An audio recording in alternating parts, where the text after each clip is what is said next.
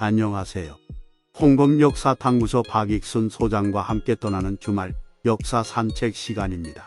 오늘은 석가탄신일 대체휴일이라서 월요일이지만 이렇게 한 편을 더 올려봅니다.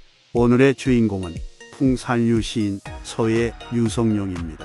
서예 유성룡은 1542년 황해도 관찰사 유중룡과 안동 김씨 사이에서 외가가 있는 경상도 의성에서 태어났습니다. 3세에 대학을 읽어 신동 소리를 들었으며 퇴계 이황, 문화에서 수제자 김성일과 함께 수학했습니다. 어렸을 때 한양으로 올라와 인현동에서 이순신과 옆집에 살면서 이순신의 형 요신과 친구로 지냈으며 체구가 6척이나 될 만큼 장대했다고 합니다. 22세인 1564년 사마시에 합격하고 1566년 별시문과에 합격한 후 벼슬길에 나가 순탄하게 승진을 했으며 1575년 의례 당론 때는 김효원의 편을 들어 봉인에 가담했습니다. 홍길동전을 지은 허균은 유성룡의 제자이며 허균의 형 허봉과 유성룡은 친구지간이었습니다. 예조 판서가 되었을 때는 의주 목사 서익이 그를 간신이라 탄핵하여 3년간 고향으로 내려가기도 했지만 다시 병조 판서와 이조 판서를 거쳐 우의정이 되었습니다. 1589년 정렬이 복사 때 이전부터 정렬이과 두터운 친분이 있어 정철이 이사내와 더불어 유성룡을 얽어놓으려 했지만 선조의 신임이 두터워 화를 면했습니다. 이후 세자권조 문제로 정철이 탄핵되어 처벌 수위를 논할 때 유성룡과 우성진 등 온건파는 파직하는 것만으로 족하며 사형은 과격하다고 한 반면 강경파인 이사내와 정인홍은 기축옥사 때 정철에게 당한 것을 잊었나며 분개하고 사형을 주장했습니다. 이로써 동인이 갈라졌으며 온건파인 유성룡과 우성진은 남인이 되었고 강경파 이사내와 정인홍은 북인으로 갈라졌습니다. 1591년 일본의 통신사로 정사 황윤길과 부사 김성일이 다녀와서 1592년 3월 선조에게 정황을 보고할 때 서인인 정사 황윤길은 외가 곧 쳐들어올 것이다 라고 했으나 동인인 부사 김성일은 열려할 것 없다며 대책을 세우는 것에 반대했습니다. 동행했던 서장관 허성도 동인이지만 서인인 황윤길 의견에 동조했습니다. 그러나 수십 년간 전쟁이 없이 지낸 조선 조정은 부사 김성일의 의견을 따르는 편이었고 서예 유성룡도 같은 당이며 퇴계 문화에서 동문수학한 김성일의 편을 듣고 전쟁 대비를 전혀 하지 않았습니다. 1591년 좌의정과 이조 판서를 겸직하고 있던 유성룡은 선조가 명장을 추천하라는 요구를 받고 평소 눈여겨보아두었던 조정의 권유를 의주목사로 자출하고 정읍형감이던 이순신을 전라좌 수사로 청거했습니다.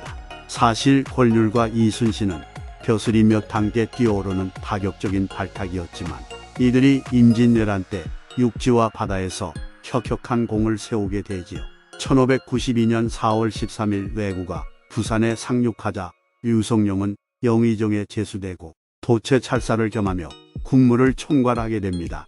이때 훈련도감을 설치해 군조직을 일신합니다. 왜군이 부산에 상륙한 지 하루 만에 동래가 함락되어 동래부사 송상현이 전사하고 신립장군은 충주에서 패배하고 선조는 한양을 버리고 임진강을 거쳐 의주로 피난길에 오르게 되지요.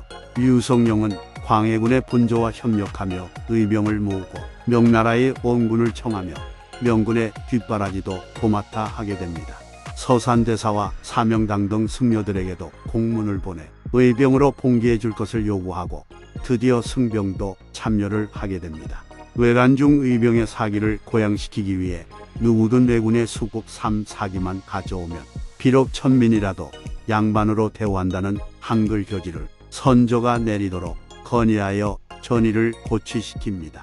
그리고 백성의 생활을 안정시키기 위해 압록강에 중국과 금지된 사무역을 허용하고 그동안 가오 단위로 내던 조세를 농지 단위로 내도록 바꿔줍니다. 이러한 내용은 당시의 귀족들의 반대에 부딪히기도 했지요. 의주 파천시에는 신잡이란 사람이 김성일에 동조하여 방비를 소홀히 한 책임을 제기해 이사내와 함께 일시로 파직되기도 했지만 곧 영의정으로 복귀하고 외란을 막기 위해 열심히 동분서주 했습니다. 외란이 끝나고 평화를 되찾았지만 정쟁은 다시 살아나 북인인 정인홍등에게 탄핵되어 삭탈관직됩니다. 그리고 1598년 유성룡은 66세를 일기로 사망합니다. 이때 수레문 상인들은 철시하고 애도를 표했으며 사망 당시 재산이 없어 백성들이 제세용품을 마련해 장례를 치렀다고 해요. 유성룡은 반대당인 서인과는 오히려 원만히 지냈지만 같은 당에서 갈라진 북인들과는 앙숙지간이 되었으며 타직 당한 후 선조가 몇 차례 불렀지만 벼슬길에 나가지 않았습니다. 그리고 전시내각의 총책임자로서 지난날을 반성하고 앞날을 대비한다는 뜻으로 징미록을 써놓고 갔습니다.